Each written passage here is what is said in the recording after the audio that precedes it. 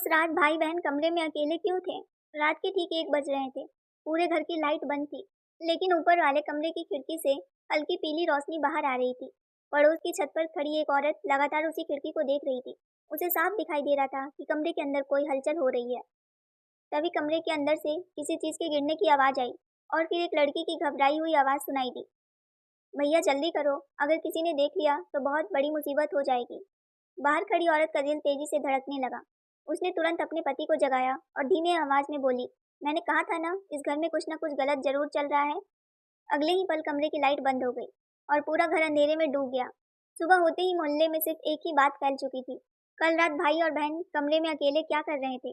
कोई कह रहा था कि दोनों रात भर जाग रहे थे, कोई कह रहा था कि कमरे में रोने की आवाजें आ रही थी।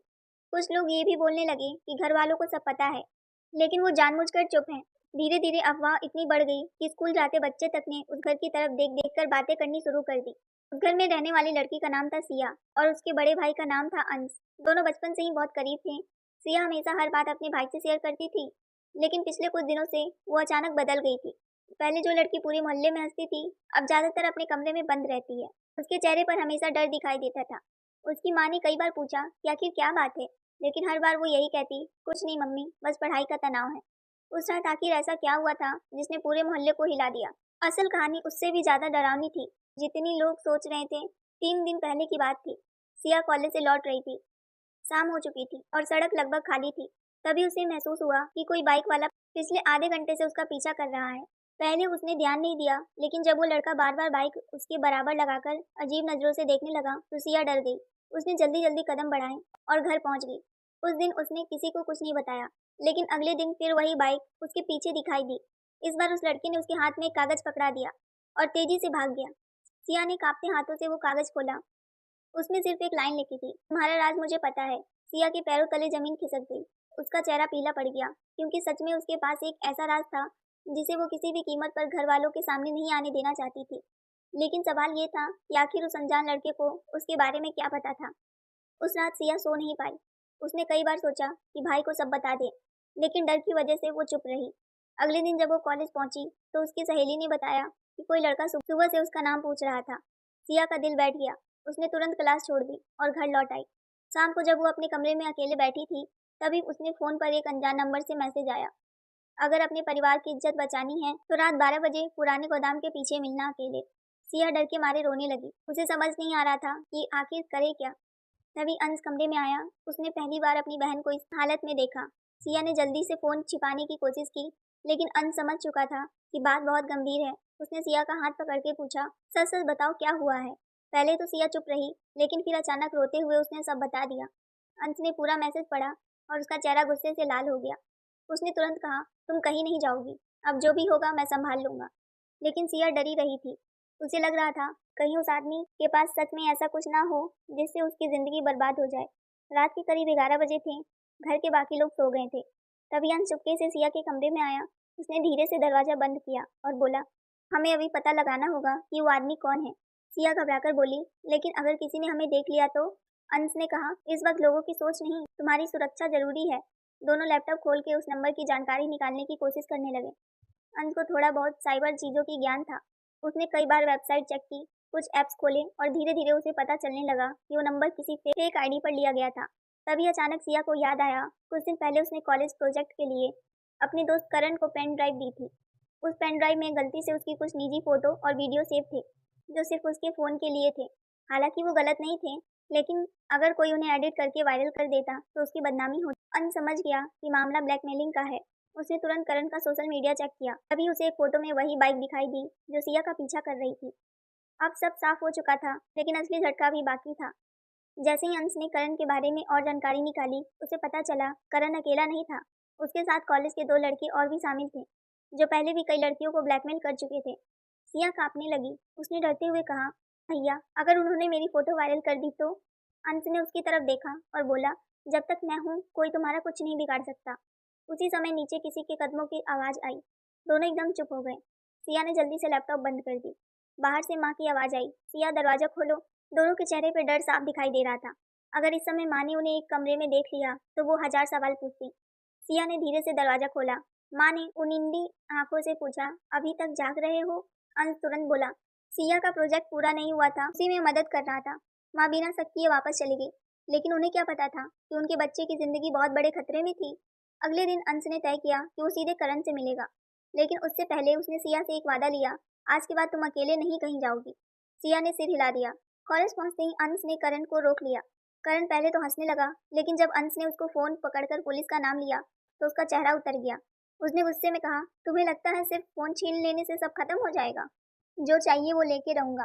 अंश को अब सब समझ आ गया था, मामला सिर्फ ब्लैकमेल का नहीं है, करण के पीछे कोई और भी था।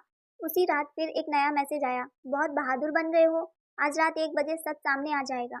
रात होते ही घर में अजीब डर का माहौल हो। बाहर तूफान शुरू हो चुका था। सिया बार बार खिड़की से बाहर देख रही थी। तभी अचानक घर की बिजली चली गई, पूरा घर अंधेरे में डूब गया। नीचे से पापा की आवाज आई, अंश इन्वेटर देखो। लेकिन अंश ऊपर सिया के कमरे में था। दोनों मोबाइल की टॉर्च जलाकर खड़े हो गए। तभी खिड़की पे किसी ने जोर से पत्थर मारा। सिया चीख पड़ी। अंश तेजी से खिड़की के पास गया, लेकिन बाहर कोई दिखाई नहीं दिया। नीचे जमीन पर एक लिफाफा पड़ा था, उसमें एक पेन ड्राइव और एक नोट था। अगर सच जानना है तो वीडियो देखो। दोनों के हाथ कांप रहे थे। उसने लैपटॉप चालू किया और पेन ड्राइव लगाई। वीडियो शुरू होते ही सिया के होश उड़ गए। उसमें करण किसी आदमी से बात कर रहा था। वो आदमी कोई और नहीं बल्कि कॉलेज सिक्योरिटी गार्ड था। वही गार्ड जो रोज लड़कियों की एंट्री नोट करता था। वीडियो में साफ सुनाई दे रहा था कि गार्ड पैसों के लिए लड़कियों की निजी जानकारी बेचता था। लेकिन सबसे बड़ा झटका तब लगा जब वीडियो के आखिर में एक तीसरा चेहरा दिखाई दिया। वो चेहरा सिया के अपने रिश्तेदार रोहित का था, जो अक्सर उनके घर पर आता जाता था। सिया को विश्वास नहीं हुआ। रोहित बचपन से उनके परिवार के करीब था। उसने कभी सपने में भी नहीं सोचा था कि वही इंसान उसकी जिंदगी बर्बाद करने की कोशिश करेगा। हंस का गुस्सा अब नियंत्रण से बाहर हो चुका था। उसने तुरंत रोहित को फोन लगाया, लेकिन उसका नंबर बंद था। तभी नीचे दरवाजे की घंटी बजी। रात के 1:30 बजे कौन आया था? अंश नीचे गया। दरवाजा खोलते ही सामने पुलिस खड़ी थी। एक पड़ोसी ने शिकायत की थी कि रात भर ऊपर वाले कमरे में कुछ संगंधित चल रहा है। पुलिस इंस्पेक्टर ने सख्त आवाज में पूछा, इतनी रात को दोनों भाई बहन कमरे में क्या कर रहे थे? अंश कुछ बोलता, उससे पहले मोहल्ले के कई लोग बाहर इकट्ठा हो गए। सबकी नजरों में शक था। सिया डर के मारे नीचे आ रही थी। इंस्पेक्टर ने कहा, अगर कोई समस्या है तो सच बताओ। लेकिन सिया जानती थी कि अगर उसने अभी सब बता दिया तो बात पूरे शहर में फैल जाएगी। तभी अचानक बाहर से एक बाइक तेजी से निकली। अंश ने एक झलक में पहचान लिया, वो करण था। वो तुरंत पीछे भागा। बारिश इतनी तेज हो रही थी कि सड़क पर कुछ साफ दिखाई नहीं दे रहा था। करण पुरानी फैक्ट्री की तरफ भागा। अंश भी उसके पीछे था। आखिरकार करण की बाइक फिसल गई, वो गिर पड़ा। अंश ने उसका कॉलर पकड़ लिया और चिल्लाया, क्यों कर रहे हो ये सब? करण डर गया। उसने रोते हुए कहा, मैं अकेला नहीं हूँ। रोहित भाई ने कहा था कि सिया की फोटो और वीडियो मिल जाए तो वो बहुत पैसे देंगे। अंश का खून खौल उठा, लेकिन तभी पीछे से किसी ने सिर पर वार किया। अंश जमीन पर गिर पड़ा। उसके सामने धुंधली आंखों से सिर्फ एक चेहरा दिखाई दे रहा था, रोहित। जब अंश की आंखें खुली तो वो एकदम बंद कमरे में था। उसके हाथ बंधे हुए थे। सामने रोहित कुर्सी पर बैठा मुस्कुरा रहा था। उसने धीरे से कहा, बहुत हीरो बन रहे थे ना?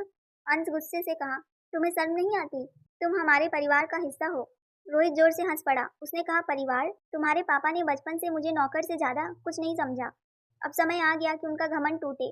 उधर घर पर सिया की हालत खराब हो चुकी थी। अंश का फोन बंद आ रहा था। तभी उसे एक वीडियो कॉल आया। स्क्रीन पर अंश बंधा हुआ दिखाई दे रहा था। रोहित की आवाज आई, अगर अपने भाई को जिंदा देखना चाहती हो तो अकेले पुराने गोदाम में आ जाओ। सिया डर गई, लेकिन इस बार उसने चुप रहने की जगह लड़ने का फैसला लिया। उसने तुरंत पुलिस इंस्पेक्टर को सब सच बता दिया। इंस्पेक्टर ने बिना समय गंवाए टीम तैयार की और गोदाम की तरफ निकल पड़े। रात के करीब 3 बजे सिया अकेले गोदाम के अंदर गई। चारों तरफ अंधेरा था। तभी पीछे से रोहित की आवाज आई, मुझे पता था तुम जरूर आओगी। सिया ने देखा, अंश एक कुर्सी पर बंधा हुआ था। रोहित के हाथ में चाकू था। उसने कहा, अगर तुमने पुलिस को बुलाया होगा तो तुम्हारे भाई की जान चली जाएगी। तभी अचानक बाहर से पुलिस सायरन की आवाज गूंज उठी। रोहित घबरा गया। उसने अंश को छोड़कर भागने की कोशिश की, लेकिन पुलिस ने उसे पकड़ लिया। करण और बाकी लड़कों को भी गिरफ्तार कर लिया गया। सब खत्म हो चुका था, लेकिन असली दर्द अभी बाकी था। अगले दिन पूरे मोहल्ले में अलग अलग कहानियां बनाई जा रही थी। किसी को सच्चाई नहीं पता थी। लोग अब भी यही पूछ रहे थे, उस रात भाई बहन कमरे में अकेले क्यों थे? लेकिन इस बार सिया चुप नहीं रही। उसने पूरे मोहल्ले के सामने सच बता दिया कि कैसे कुछ लोग लड़कियों को ब्लैकमेल करते हैं और समाज बिना सच्चाई जाने उंगली उठाने लगते हैं। उनकी बात सुनकर कई लोगों की नजरें झुक गई। कुछ दिन बाद पुलिस ने खुलासा किया कि रोहित पहले भी कई लड़कियों को इसी तरह फंसाकर ब्लैकमेल कर चुका था। उसकी गिरफ्तारी की खबर पूरे शहर में फैल गई। कॉलेज में भी सिया की हिम्मत की चर्चा होने लगी। लेकिन सबसे ज्यादा खुशी अंश को थी। उसने अपनी बहन को टूटने नहीं दिया। एक रात सिया छत पर खड़ी आसमान देख रही थी। अंश उसके पास आया और मुस्कुराकर बोला, अब डर खत्म? सिया हल्का सा मुस्कुराई और बोली, जब तक मेरा भाई मेरे साथ है मुझे किसी से डर नहीं लगता।